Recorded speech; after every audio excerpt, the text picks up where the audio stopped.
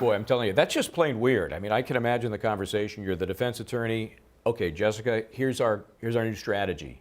We're going to say you did it. You did everything. What do you think? You good with that strategy? So that's really what the judge is saying to Jessica Groves. Are you okay with what we just heard from your attorney here? Joining me to help kind of figure this out, it is a bit odd, is Dina Dahl. You're not odd, Dina. No, I didn't mean that. Out in Los Angeles, a trial mediator. Thank you for joining me. I appreciate it, Dina. How are you? Good. How are you doing? I'm doing well. I'm a little confused, though, because of this case. Give me your take on the strategy of this kind of defense move. You know, it's possible that she's doing this not because of a legal strategy, but maybe she ultimately was the one who killed the baby. He might have found out soon after, but maybe she was by herself with the baby and she might feel some remorse about it and doesn't want her husband to go to jail for something that she did. It's possible this might just be like a moral decision on her part to, face the punishment that she feels she deserves.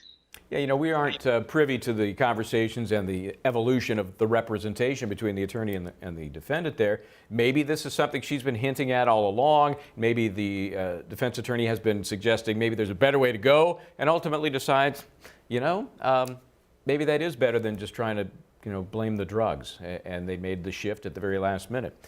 So let's do this, Dina. Stand by here. We're going to take a look now at the defense opening for the other defendant, the guy that Jessica's attorney really just let off the hook, Daniel Groves. He was involved in disposing of little Dylan's body, not the murder, we think. Let's listen to the opening.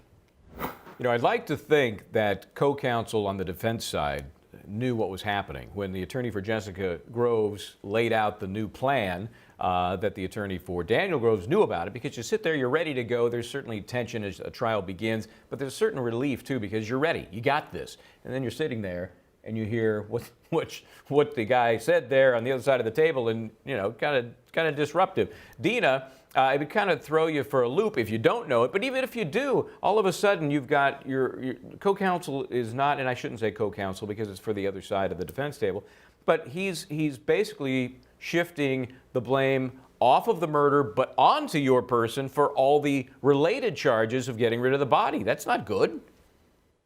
True. And it would have been interesting to see what maybe her defense would have been absent this. I don't know if she was going to ever admit that he was involved in the disposing of the body, but now she found that was the better way to go, now that the murder itself was on Jessica's, now that she's taken that on. The jury can do a lot with this information. They can be somehow sympathetic to him because he was sort of, if not a nurturer, certainly he didn't stop her drug problem. And what we understand is from the drug testing that took place throughout the course of this bringing up this child, he didn't have the drug issues that mommy had, but he certainly didn't stop it from happening. It's a crime of omission, right? True. And that is actually very common. There's something called denial, and people involved with people who suffer from addiction and substance abuse often are in denial, and you would be surprised, but they ignore huge signs and allow really awful things to happen.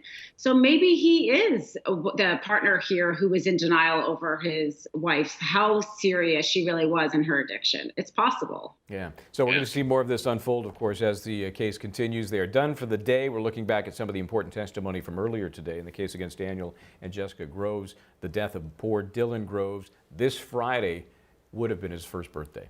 We'll be right back.